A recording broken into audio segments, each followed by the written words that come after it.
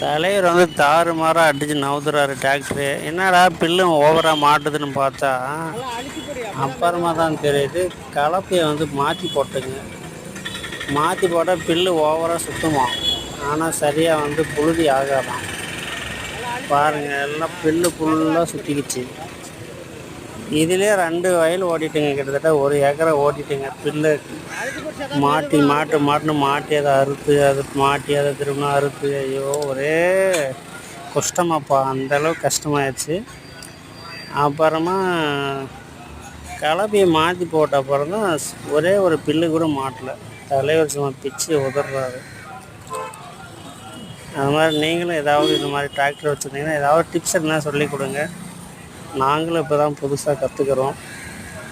So வேளாண்மை துறையில் ஒரு புரட்சியை ஏற்படுத்துவோம். ஷேர் பண்ணுங்கள், சப்போர்ட் பண்ணுங்கள், சப்ஸ்கிரைப் பண்ணுங்கள். தேங்க்யூ.